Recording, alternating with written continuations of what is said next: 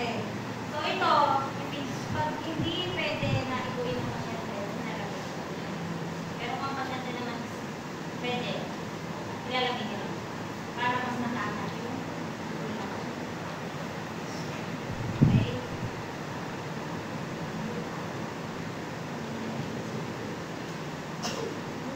Go the patient. So ito naman para lang mawala yung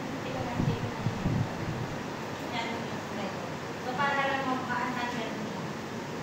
Okay? So ganyan, hindi naman maano. Medyo pa, medyo nakuha, medyo kasi ito ay super dry siya. Okay? Try na.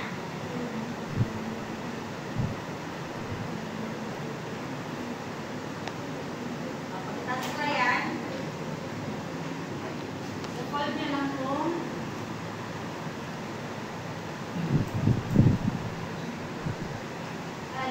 lagay na ng tawag sa lalo na. So since may carry pad naman po tayo, supposed dito po ay may air. Dito po siya. Okay? So sira na siya. Hindi na may space. So pero ito, logo po.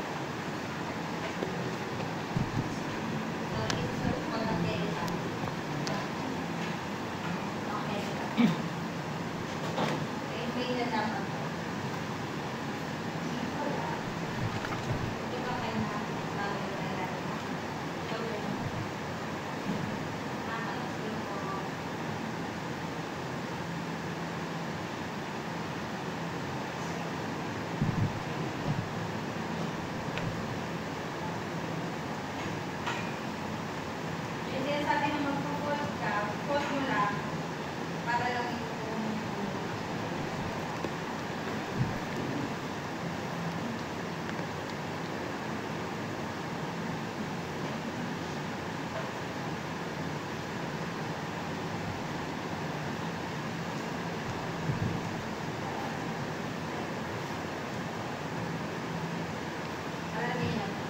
yung nandito nakalagay na place, in plastic tray, or drop, or shampoo casing under the light skin. So, ito yun.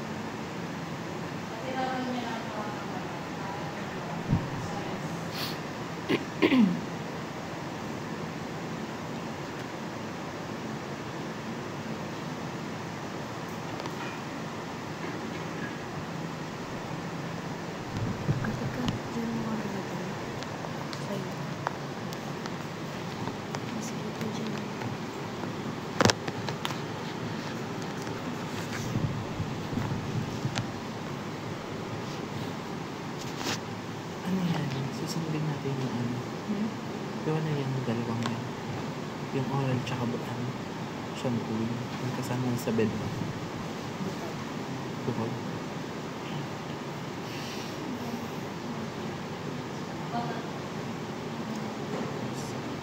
Ears.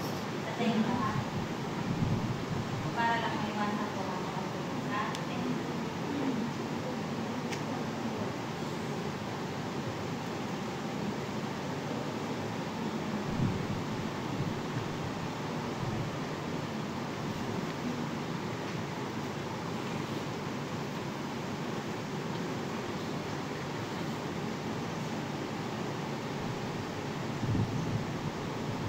Dalawang beses pala tayo maliligo sa Lunes.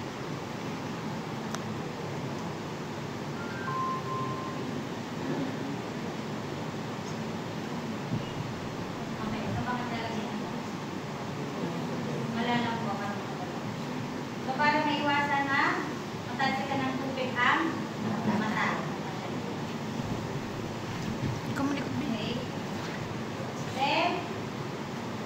Then, protect the glass side here, take the top of cloth over the glass side. And face the walls in the glass here.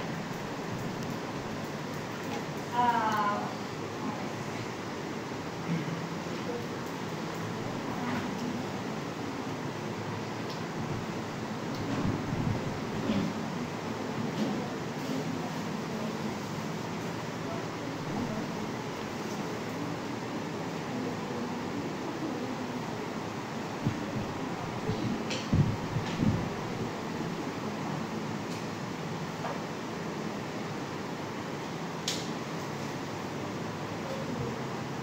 Green gloves lang ginagamit dito, ha?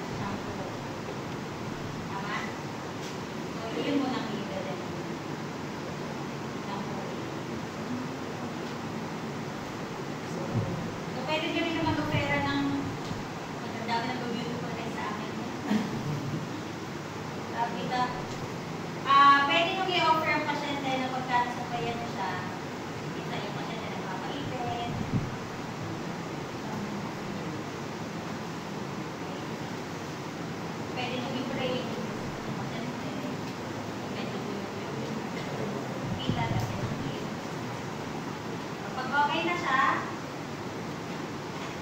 Babalik na natin yung kapag kayo po ay nag-demo, dapat di ba yung checklist ng ating complete advance? Siyempre, yung creator, sasabihin ninyo. Una-una natin ginagawa, guest name, nasa patient name, at 500 words na ginagamit natin. Then, kasi ang isa, shampooing. And after the shampooing, oral care, diba? Then, focus sa oral care. After oral care, so yun yung magiging sa Shampooing, oral, then massage. kaya. Kaya na yan. Shit, Monday na lahat. Kaya. Basta magawa yung lahat. Hindi ko kailangan na magsalita. Basta daldal kayo sa laban. Basta makita kung nagagawa nyo ng maayos. Ibig sabihin na iintindihan nyo yung ginagawa nyo. Ang pansin ko kasi sa inyo, since minememorize nyo ang 1, 2, 3, 4, 5, nawawala kayo sa skills. Observe ko sa mga nakapagod sa akin na. So, na-memorize nyo yung checklist, pero hindi nyo na-perform. Pero dapat yun, alam nyo. So, yung sequence lang naman, isa lang naman yung zombie sa lagi, diba? Yung time. Imagine for na lagi natin sa introduce yourself, as the patient's name, state the procedure, wash your hands, privacy.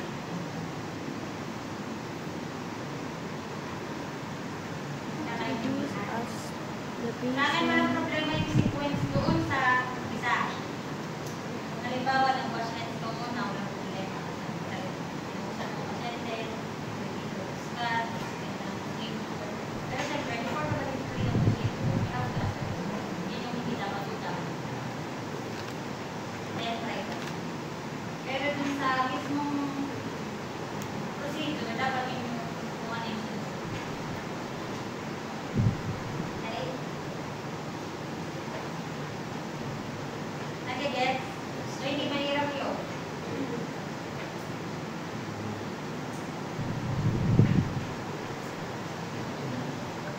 Then, after the shampooing, oral care. So, gaya na sabi ko kanina, tatlo ang bubunutin nyo. Ay, bubunot kayo, tatlo yun. Isa lang bubunutin nyo kung alin ang makatakas sa inyo. So, kung halimbawa ang partner ko ay siya, nabunot ko ay unconscious, dapat unconscious.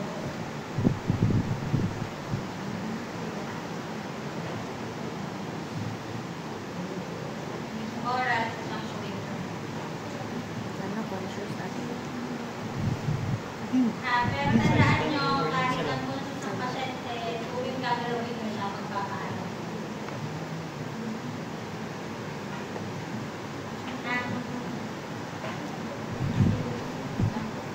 Okay na. Dali lang, di ba? Dalang twist. Kayong pipili ng equipment.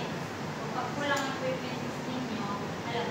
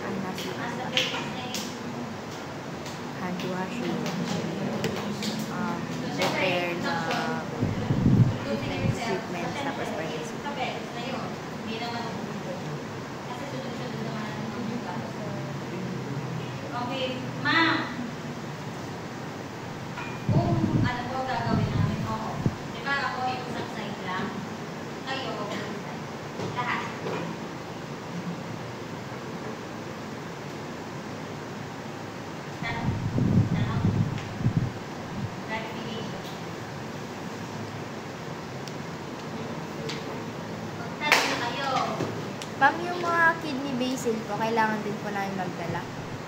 Hindi. Ito na. Yung mga ganito, okay lang na ito na. Yun lang yung toothbrush, towel. Okay, mga nadali, tulad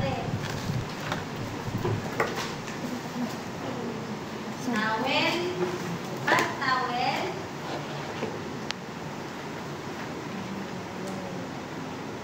Yung bath blanket, yung dito na.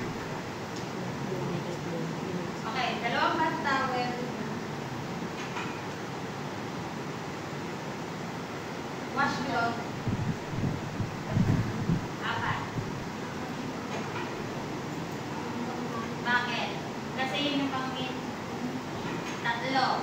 Diba? Pang basa, pang sabon, pang banlaw. Tapos yung isang washcloth para yung sa mata. Pag sa oral care naman yung pandito, kaya 4 na. Kasi hindi na mo mababasa yung sa oral care. Pa, kulay.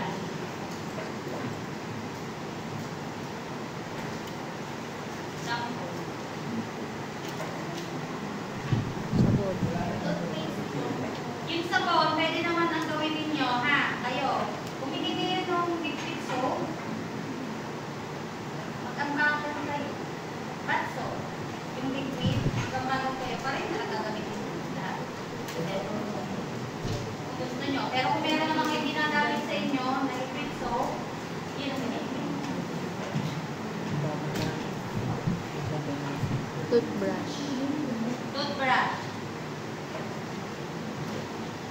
Ang depressor, meron naman dito. Gauze. Gauze. Gauze. Ganito, yung sterile gauze. Ah, meron. Gauze pa. Anong sukat? 3x3. Or 4x4. Kahit dalawa lang.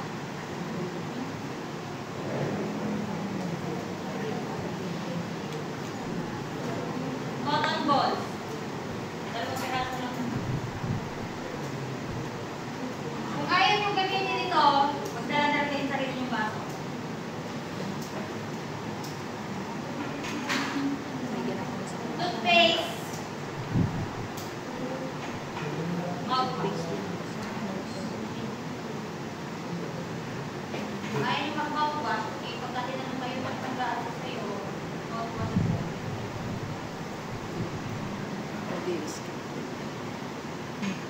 Kaso pag unconscious, hindi mo matatanong pasyente, matik mo. Yung dala ko na. Ayun, baka mamaya. Magulat ako.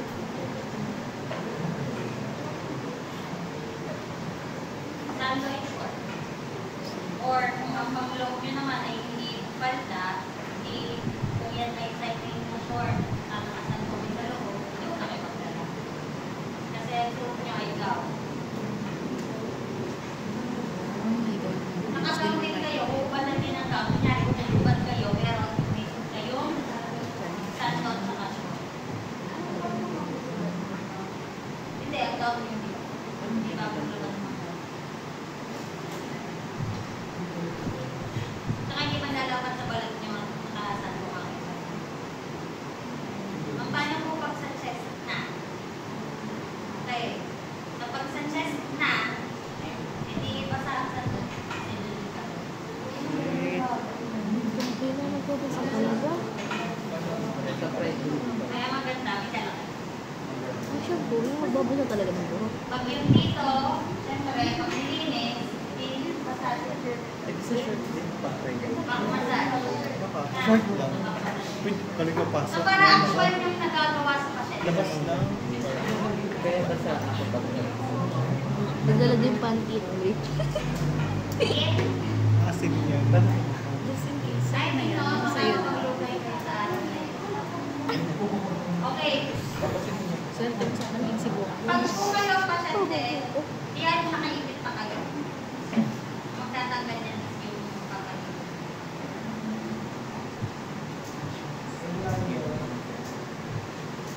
Ay, tanong mo nga kung magbabasa talaga ng buhok. Kanina pa ako tanong ng tanong eh. Sino pa may tanong?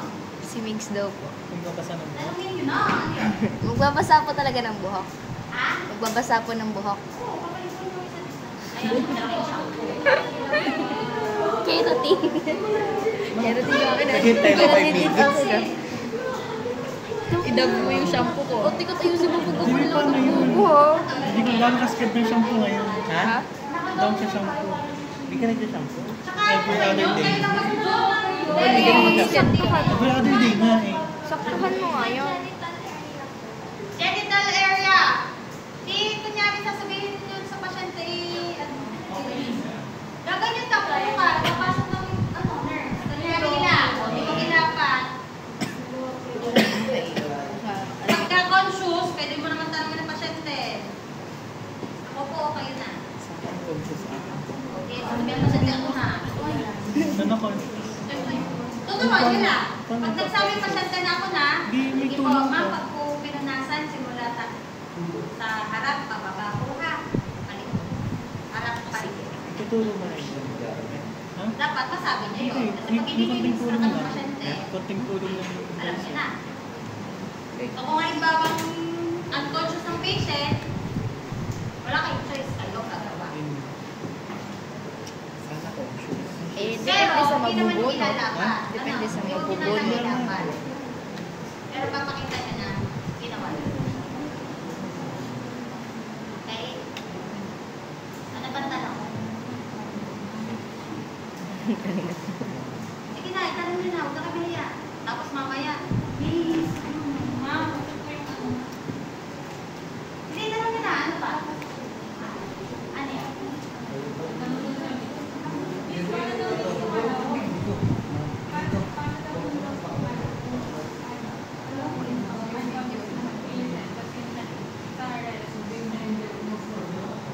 Na, para sa genital area? Sa verbal? Para relative? Oo.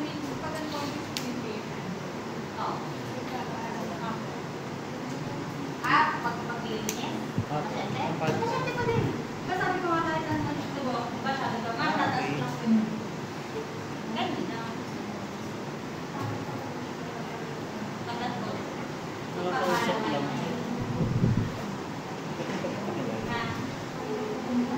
Pag isa sa inyo, iinit ko lang po kayo ng Kung tanong ko lang kung ano tatanong. papala. Tanong Kasi mo. syempre, di ba pag conscious, ma'am, Ah, magtatanong. tayo kasi Sabi ni Jane. Oo. Sa pigilan mo. Ma'am. Bakit? Ma'am. May tanong daw po si Jane. ano yan? Wala pa akong tanong. Ano daw po? Sa Nanditipid lang introduce. po sila. Hindi, i-introduce daw po yung sa'yo kahit unconscious. Oh.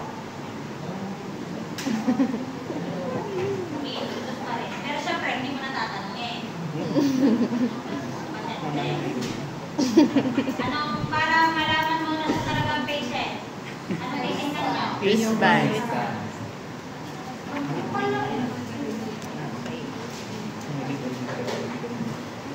Ha?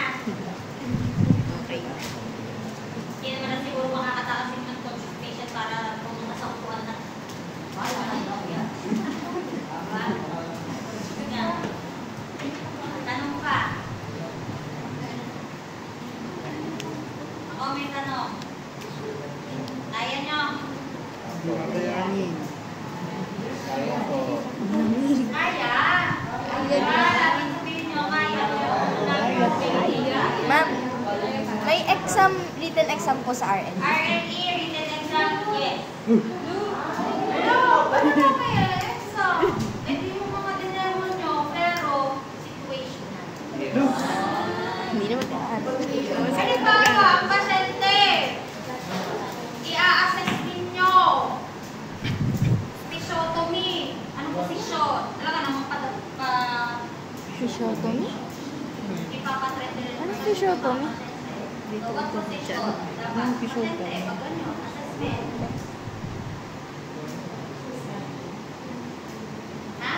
O halimbawa, may hemorrhoids ang pasyente. I-check nyo ang hemorrhoids. Anong posisyon dapat ng pasyente pag ina-assess ang hemorrhoids?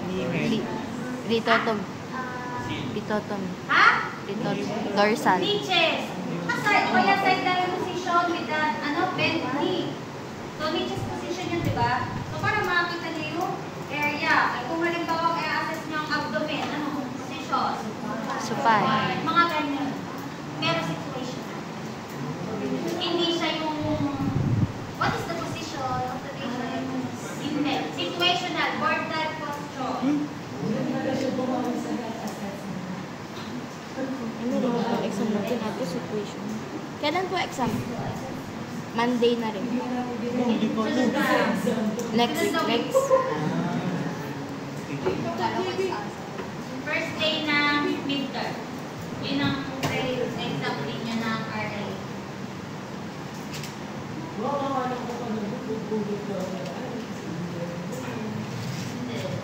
Yung midterm ang practical niyo. Lahat to gagawin. Kasama na ang bed bag. Ang kasama ng bed taking. So, if ever na mabunod ninyo ay complete bed bag, matik yan, mag-occupy bed bag. Sana handwashing. Handwashing. O kaya glabi. Joke. Pero, Joke, ang handwashing. parang namin, para ma-practice nyo nga siya, kasama ka talaga siya.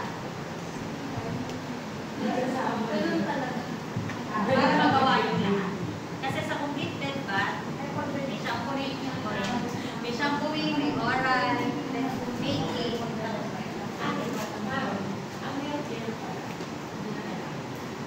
check nyo lang, di ba nagawin kayo yung case na? Pwede naman. Hindi, kasi ang sa care naman, kaya hindi na siya pinadadari automatic yan. Pagka kayo yung complete bed bath, kahit sa pasyente, pag natapos nyo na siya, check, di ba, siya pa release nyo. Pag nakita nyo yung mahabang kuko, hindi siyempre mamaya after ng piguan, buhay naman.